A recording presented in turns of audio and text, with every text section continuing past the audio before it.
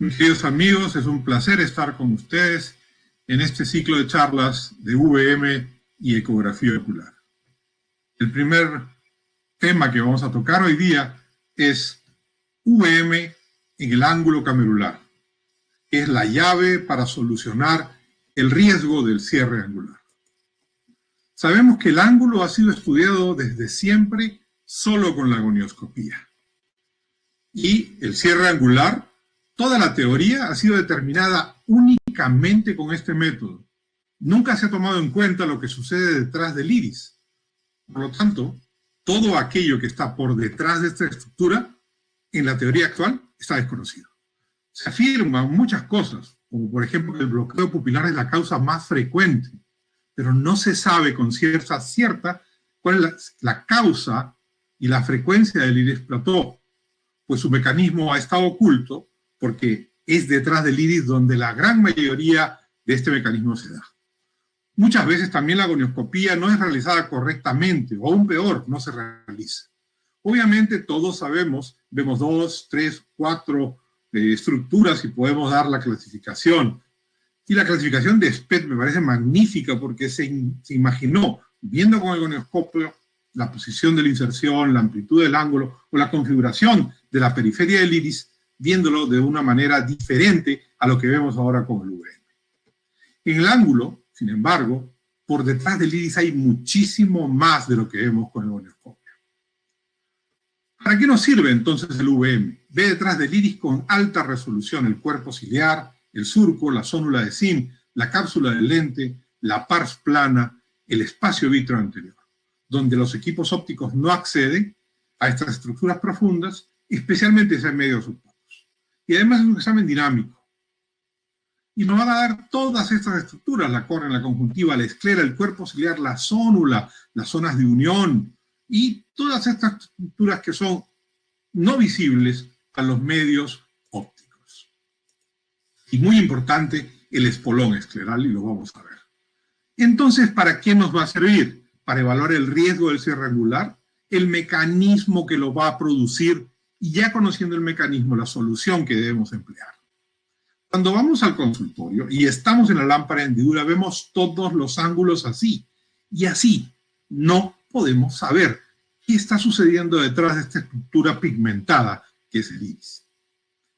El ojo que llega a la consulta con ángulo estrecho, lo primero que pensamos es iridotomía. Pero tenemos que hacer algo más que actuar por solo el reflejo. La iridotomía funciona, claro que funciona, pero cuando hay un componente de bloqueo pupilar puro o asociado. Si hay otra causa, no va a funcionar. Porque las causas de este cierre angular en bloqueo pupilar, iris plató, mecanismo facomórfico, el ocluible constitucional que es anatómico y otros como quistes, tumores, etc. En el cierre angular tenemos todos estos mecanismos. Miren, cada uno con su forma característica. El bloqueo pupilar, el plató, el facomórfico, el constitucional. Si hacemos iridotomía, y esos son los puros, y hay combinaciones, en el plató no funcionará tampoco en el constitucional y el facomórfico. Si estos tres están asociados a un bloqueo pupilar, sí. Así que fijémonos bien qué vamos a hacer. Obviamente tampoco funcionarán si hay quistes iriociliares, que gracias a Dios solamente cierran un espacio muy pequeño. Y otra cosa será si tenemos otros mecanismos, como estas perlas de Ehrlich, que también producen cierre, o cosas más graves, como un tumor, que también produce cierre. Por lo tanto, es imperativo que antes de planear el próximo paso estemos seguros de cuál es la causa del cierre angular. Y para eso nos sirve el VM, para descubrir cuál es la causa real del cierre angular. No suponer que todos los cierres angulares son bloqueos pupilares. Y lo vamos a utilizar el VM viendo más allá del impedimento que nos da el gonioscopio, el pigmento del iris y el iris mismo.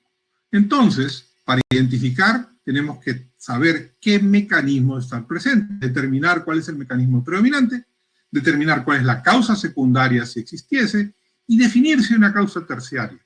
Y lo más interesante y lo más importante, nada viene puro, muy raro. Hay que tener mucha conciencia que hay una combinación de todas estas causas. Entonces, para buscar esto del cierre, ¿qué debemos determinar? Pues como siempre, el trabéculo, que es lo importante, lo que nos interesa, ver por dónde va a drenar y si se está cerrando esa zona de drenaje. Y para determinarlo tenemos que estar muy seguros de dónde está el espolón escleral.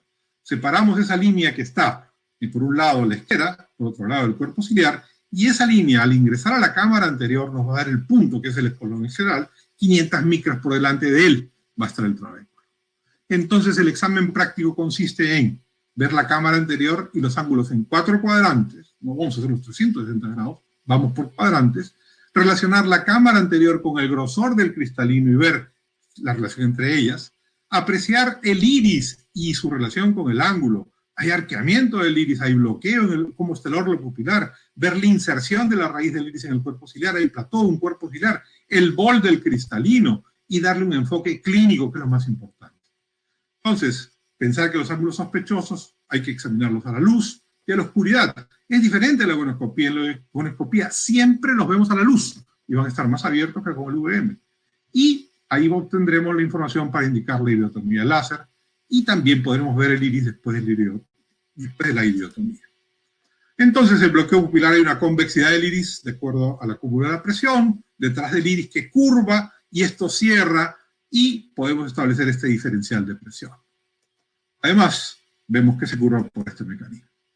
El plató es otra configuración, la cámara es mediana, el perfil del iris es plano, la raíz es angulada, el cuerpo ciliar está anteriorizado, el colapso del surco está presente. Y en estas presiones vemos que es una razón totalmente diferente al bloqueo pupilar. Y después vamos a tener que ver que hay platós diferentes. Hay un plató abierto, hay un plató cerrable y hay un plató cerrado. No todos los platós son similares. Depende mucho de qué, de la inserción del iris en el cuerpo ciliar. Y hay que examinarlos a la luz y a la oscuridad. El facomórfico es otro problema, donde hay una cámara estrecha, donde hay un perfil de iris en contacto con el cristalino, un cierre angular, por lo tanto, un cristalino grande, sino inmenso, con bolsas intracristalinas, y que tenemos que ver qué tan adelantado está el cristalino. Una línea espolón escleral, ver cuánto se adelanta de esa línea, ver dónde está la cápsula anterior, y compararla con esta misma, una línea que va de esta espolón escleral hasta el endotelio. Si esta que va hacia la cápsula anterior es más de un tercio de esta que va al endotelio, es definitivamente que el cristalino está invadiendo el espacio de la cámara anterior y es un mecanismo facomórfico. Y cuidado, como les decía, miren, acá hay un plató de inserción anterior con un bloqueo pupilar y esta inserción anterior de este plató está salvando el cierre angular. Aquí sí justifica hacer una iridotomía, pero acá el plató no es un villano, nos está salvando el cierre. Y hay combinaciones, bloqueo, más plató, más un facomórfico leve, o sea, todo se puede dar.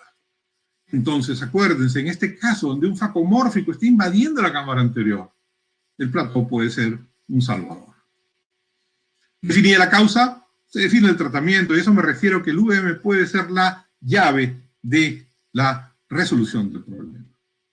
Bloqueo pupilar, pre y post ya veremos pues que cambia esa curva por el cambio de la presión, se abre el ángulo y eso es perfectamente claro, todos sabemos. Pero si es un iris plató no va a funcionar. ¿Qué va a funcionar? La iridoplastía y el mecanismo diferente. Cuidado, todo ángulo estrecho, pues siempre hay que considerar la posibilidad de iris plató. Asociado a un bloqueo pupilar sí se justifica una eventual iridotomía YAC, pero si la presencia es solo de iris plató, la iridotomía es ineficaz. El tratamiento sería la iridoplastía con láser argón, controlar el VM post-tratamiento y pensar de repente cuál es el papel del lente o el cristalino en este caso. Y si la causa del cierre es un mecanismo facomórfico, pues la solución es retirar el cristalino, no hay otra. Miren, en este caso una iridotomía no va a solucionar en absoluto porque aquel problema es el cristalino. ¿Se modificó algo después de la iridotomía? En absoluto, no era la causa. Porque si cambias un cristalino por un lente intraocular, vas a ver cómo se amplió la cámara y por lo tanto vas a ver cómo se amplió el ángulo. Miren, un paciente, un caso preventivo. Antes, ¿no? ¿Y cómo pasó después? Se abrió la cámara, se abrió el ángulo, perfectamente luego de la cirugía. Entonces tenemos este caso muy claro de un paciente con riesgo facomórfico, presión de 22 y luego post cirugía, cómo cambió ese ángulo y además se le mejoró la refracción. Miren la línea espolón-extreral, cómo cambió. Entonces, conclusiones. Si la tecnología está a la mano, usarla. A mayor el efecto de juicio, mayor o mejor decisión. Una decisión y una solución a tiempo es mejor que llegar al final del problema cuando ya tenemos el glaucoma por cierre angular. Actuemos en el riesgo de cierre angular. Y cuando ya no es posible hacer nada, mejor no actuar. La gonioscopía sigue siendo útil, pero acompañada de UVM es muchísimo mejor. Y el tratamiento es una condición que se realiza habiendo identificado la causa del problema. En el riesgo del cierre angular, el UVM es una herramienta de gran ayuda. Señores, si la teoría se desarrolló cuando la Tierra era plana, nos va a sorprender saber que la Tierra es redonda. Si la teoría se ha desarrollado toda, solamente con gonioscopía, piensen que hay algo más detrás del iris, todo un panorama inmenso que no se ha considerado. El glaucoma agudo por cierre angular es el final de un proceso, de una condición antes no diagnosticada. Cuando llegamos al problema del glaucoma, llegamos a la anatomía patológica del problema. La aparición del cierre angular o del riesgo es un primer síntoma, no es un primer síntoma. O sea, el glaucoma no es el primer síntoma, es el último. Debemos actuar en el primero. Estos pacientes fueron evaluados muchísimas veces, muchas veces diagnosticados de hipermetropía, de riesgo, etcétera, y nunca se hizo nada. Si se hubiera sido otro el procedimiento, otra la acción, si hubiera realizado una lensectomía, una iridotomía, una iridoplastía, y se hubiera evitado el problema. Muchísimas gracias por la atención. Acuérdense que el UVM, junto a la gonioscopía, pueden ser la llave de la solución del riesgo del cierre angular. Muchas gracias.